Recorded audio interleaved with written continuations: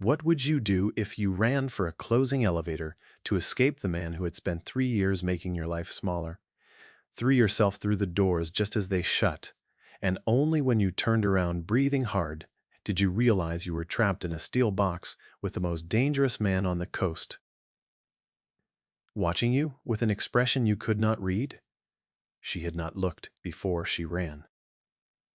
He had only needed to be gone, away from the voice in the lobby that still made her flinch, and the doors had been closing and she had thrown herself at the gap the way you throw yourself at any exit when you are being chased.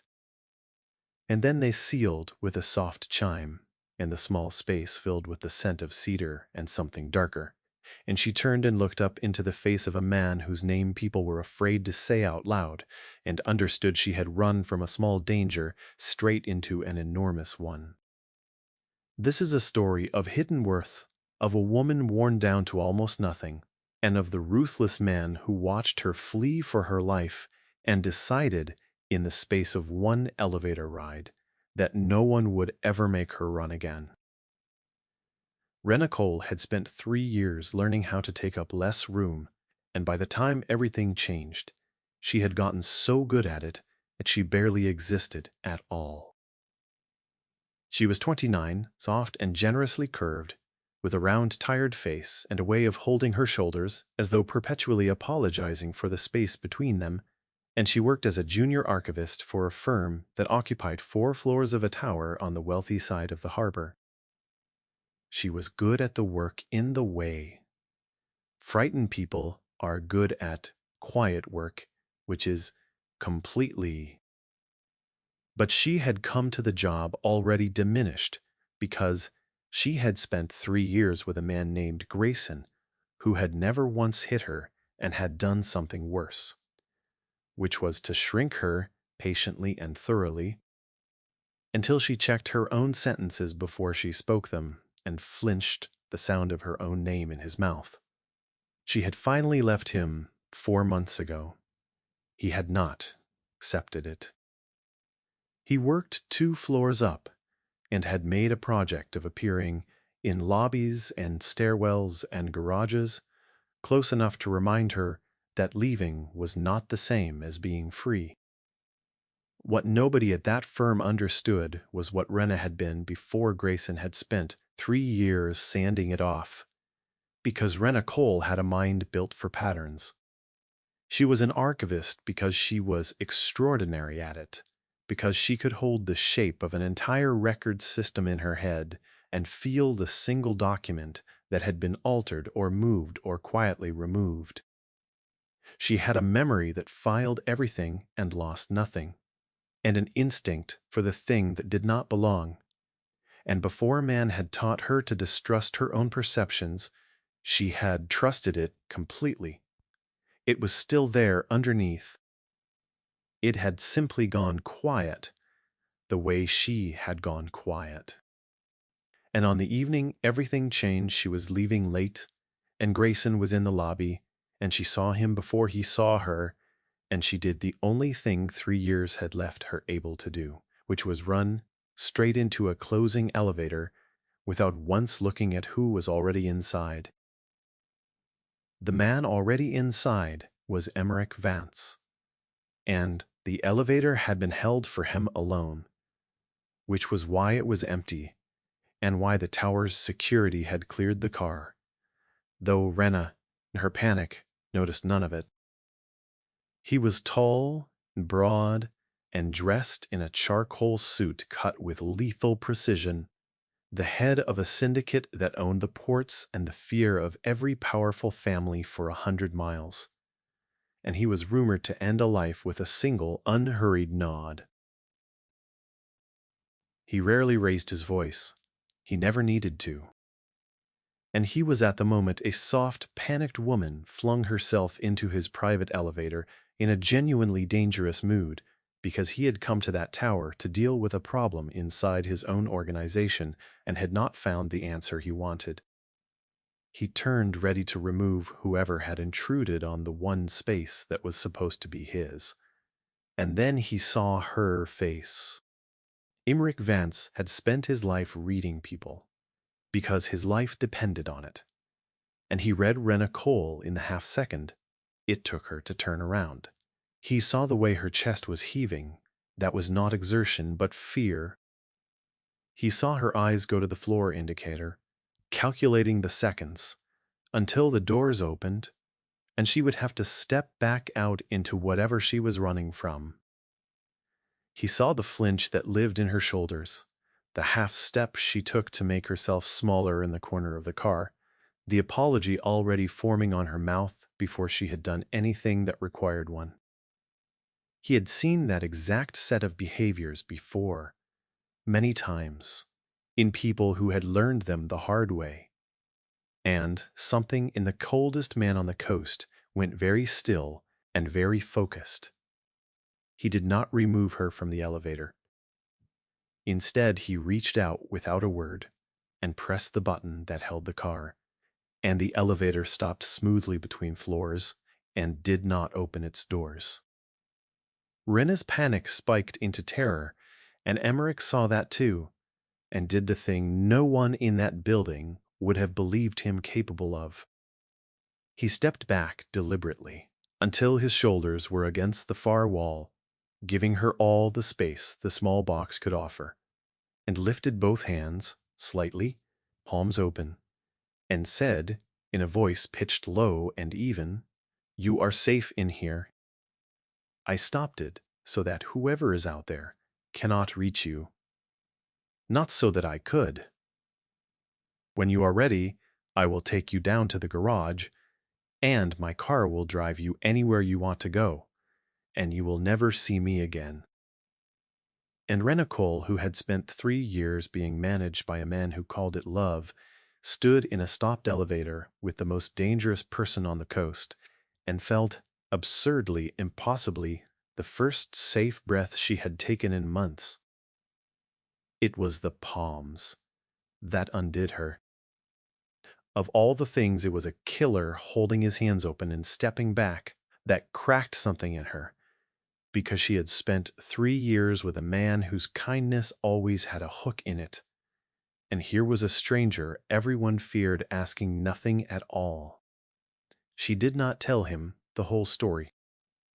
But standing in that stopped car, she told him a little of it, in a flat, quiet voice, that there was a man in the lobby she had left, and who had not accepted it, and that he worked in the building, and that she had run without looking. And Emmerich Vance listened without moving. And when she was done, he was quiet for a moment, and then he asked one question, which was his name. Rena hesitated, the old reflex that said never make it worse. "It doesn't matter," she said. "It matters to me," Emmerich said simply. "But I will not do anything you do not ask me to do." He let that sit. "I only want the name of the man who taught you to flinch when an elevator opens." She told him, and did not entirely know why. And Emmerich Vance filed the name away behind his eyes, the way he filed everything, and then pressed the button for the garage, and, true to his word, put her in his car and sent her home, and did not ask for anything, not her name, not her number. And Rena went up to her apartment and sat on her floor and cried, not from fear, but from the strange, devastating relief of having been, for 4 minutes, completely safe.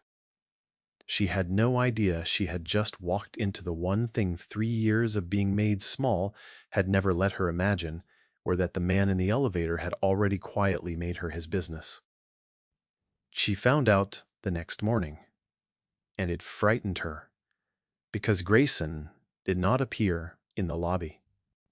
He was not in the stairwell, or the garage, or anywhere he had spent 4 months making sure she would find him. She learned later, in pieces, what had happened, that a man in a very good suit had visited Grayson's office the night before and explained to him, without ever raising his voice, the concept of distance, and that Grayson had requested an immediate transfer to another city, granted with a speed that surprised everyone. Rena understood, standing in a lobby that was suddenly, permanently empty of the man who had haunted it, exactly who had done that, and exactly that she had never asked him to, and she did not know whether to be grateful or afraid, and settled in the end. She thought that was the end of it. It was not, because Emmerich Vance had a problem in his organization that he had come to that tower to solve, and the solution had been standing in his elevator. Because the tower's 4 archived floors held the sealed financial records of a great many powerful clients, and Emmerich had reason to believe someone was pulling documents out of those archives that were never supposed to see daylight and selling them. His people had spent a month and found nothing because they did not know how an archive breathed. But there was a junior archivist who did. He came to find her himself, which he did not do for anyone, and he offered her plainly a job that was really a question. He told her there was a pattern in her archive his best people could not find, and that he suspected the woman who could hold an entire record system in her head could find it weak. And Rena, who had spent 3 years being told her perceptions could not be trusted, was handed by the most dangerous man on the coast the message that her mind was the most valuable thing in the building. She took the job, and she found the pattern in 4 days. Because he had been right about her, she began to unfold. It happened slowly in a windowless archive that had become, strangely, the safest place she had ever worked, and then in the study of a fortress above the water where she brought him what she found. She stopped checking her sentences before she spoke them. She started disagreeing with him, tentatively, and then not tentatively at all. And every time she did, he listened, and it was like water on ground dry for 3 years. They fell into a rhythm of late nights over a decanter of amber whiskey he poured for himself and tea he poured for her. And he told her about the father he had buried and the trust he had learned to bury with him, things he had said to no one. He learned she flinched at raised voices and softened at kindness, and it made him want to find every man who had ever taught her to make herself small and explain distance to each of them. And one night at her door, his hand rose to cradle her jaw, his thumb brushing her cheek, and Rena, who had learned to distrust every tender thing, looked at his open, patient face and did not flinch. But Rena, being Rena, had followed the pattern in the archive all the way to its center, and its center was a person. The cruelty came at a formal gathering, and it arrived wearing the confidence of someone who had never once been told no. Emmerich had brought Rena in a gown of deep sapphire that celebrated every curve she had spent 3 years apologizing for. And midway through the evening, a sleek, beautiful woman named Ravenna, who had spent 2 years positioning herself to be the next Mrs. Vance, cornered her by the bar, with an audience in tow. "Oh, it's the little archivist," Ravenna said brightly, loud enough for the room, letting her eyes travel over Rena's body with theatrical sympathy. "I heard how he found you." Crying in an elevator, running from some man. She smiled like a blade. "It's very noble of him, playing the rescuer, but you must understand. Sweetheart, men like Emmerich collect broken things for a little while, and then they get bored of the mending. Nobody looks at a jumpy little file clerk. Go home before he remembers he has standards." The temperature in the room dropped 20 degrees, and the old Rena, the one 3 years had made, would have folded and apologized and fled. But something had been rebuilt in her, and she did not shrink. "You're right that he found me running," Rena said, her quiet voice carrying with perfect calm. "Which taught me a great deal about the difference between a man who wants you small and a man who hands you your own mind back." She tilted her head. And speaking of files, Ravenna, I've spent the last 2 weeks reading the archive very closely, and I've come to know the handwriting of the person who's been pulling sealed records and selling them. She let it sit. It's a very distinctive hand. You'd be amazed how much a person reveals about who they answer to, once you know how to read what they leave behind. The silence had teeth.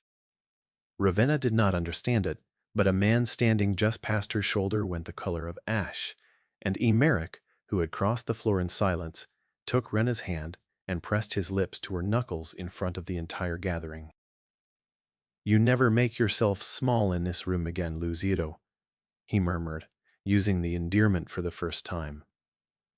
"Not in my world, and never in front of me."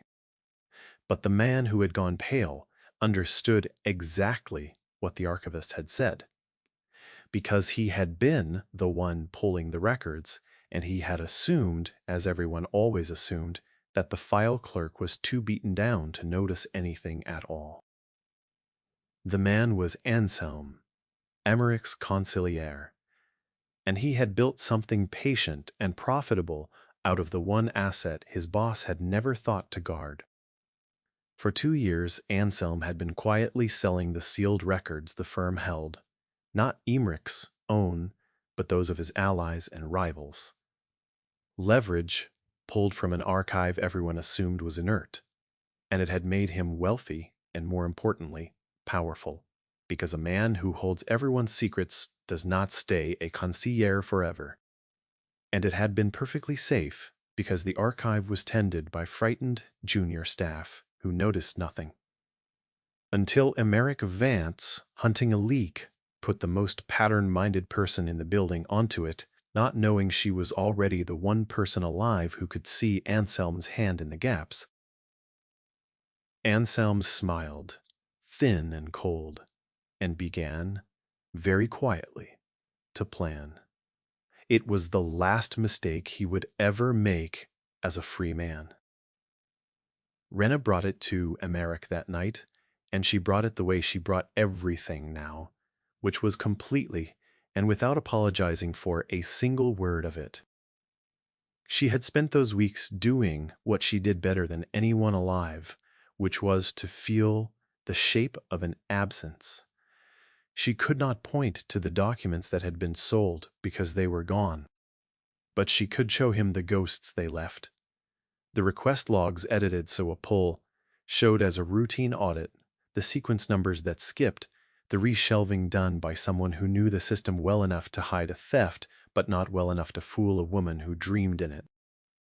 And every ghost, when she laid them beside each other, formed a single hand. That hand belonged to a man with the access to reach the sealed floor and the authority to edit the logs that recorded it. And only 2 people had both. And one of them was... She laid it out on the study table, without drama, in order, and Emeric Vance went very still, and then he did the thing that undid her completely. He believed her instantly. He did not ask her twice. He did not send for a man with a title to confirm what an archivist had said. He looked at a case built entirely from absences, from the shapes of things that were no longer there, assembled by a woman a man had spent 3 years teaching not to trust her own eyes, and said, quietly, then he took her face in his hands and said, "If I move on him and he sees it coming, he will not come at me. He will come at you. Because you are the only person alive who can read what he has erased." Neither of them knew Anselm had already made that decision. The fortress went dark at 2:30. Rena woke to a silence so complete it pressed against her skin, and every instinct she had spent 3 years learning to distrust, the ones that had gone quiet and were now blessedly loud again, screamed that something was catastrophically wrong. The power was out. The generators stayed dead. Emmerich had been drawn out at midnight to a meeting she now understood was a fabrication. And Rena, sitting up in the dark, knew with terrible certainty that they had come while he was away and that they had come for her. And here was the thing that 3 years of Grayson had, without meaning to, prepared her for. Because a woman who has spent 3 years tracking the movements of a man who might appear at any moment learns, whether she wants to or not, to be perpetually aware of exits and sight lines and where a threat is and is not. She did not scream, she did not faint, she did not freeze. She thought cold and clear the way the old Rena, the real one, always had. 2 floors below, a silenced weapon coughed, and a body met the marble.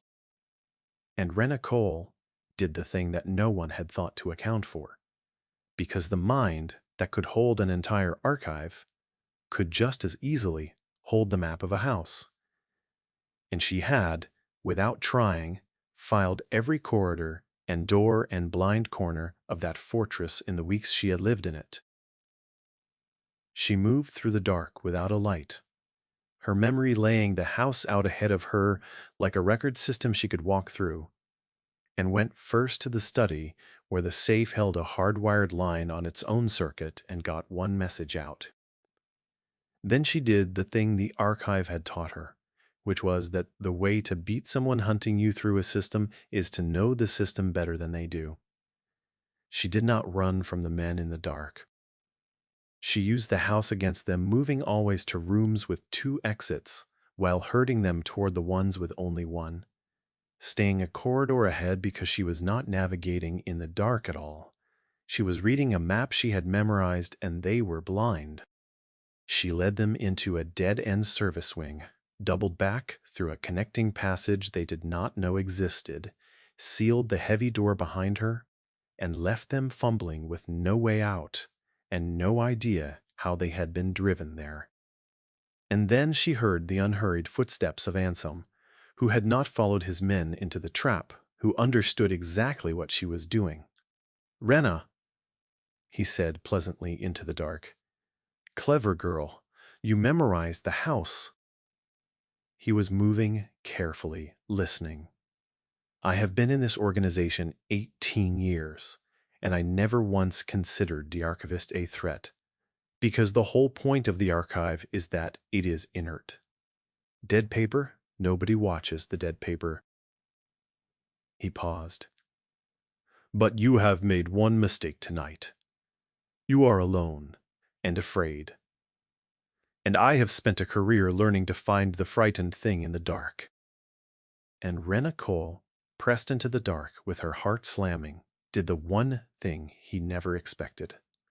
Because she was not, any more, the frightened thing he thought he was hunting. "You've made the mistake, Anselm," she said. "You think you're hunting a scared woman in the dark," she said.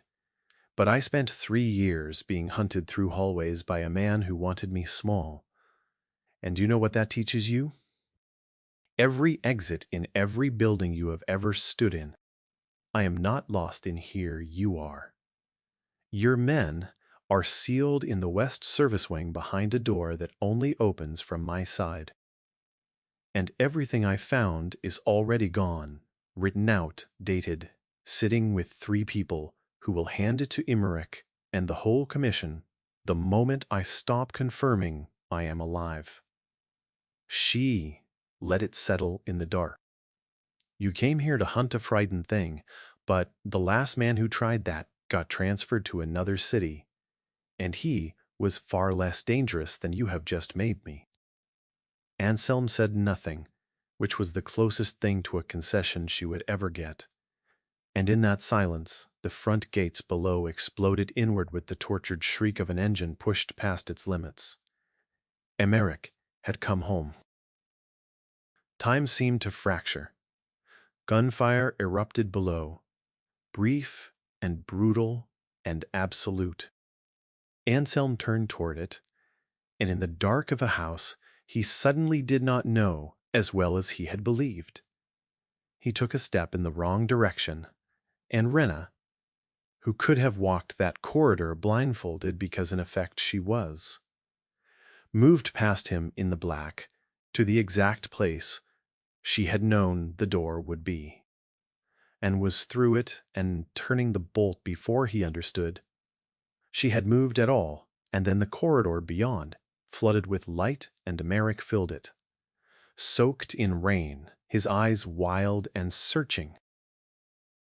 Nuno, his loyal lieutenant, poured in behind him with 4 armed men, and the trap Anselm had spent 2 years building snapped shut around him instead. Emmerich had him by the throat against the wall before he could speak. 18 years, he said. You sold my allies' secrets from under my own roof, and when a woman finally saw you, you came into my house for her.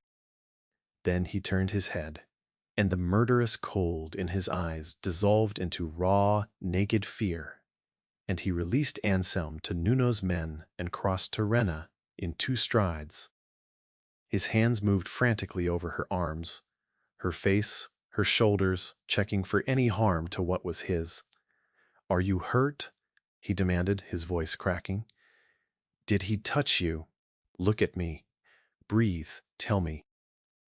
I'm all right, Rena wept, her fingers twisting in his soaked coat, and the thing she noticed, distantly, was that she was crying against the chest of a dangerous man and was not afraid, not even slightly.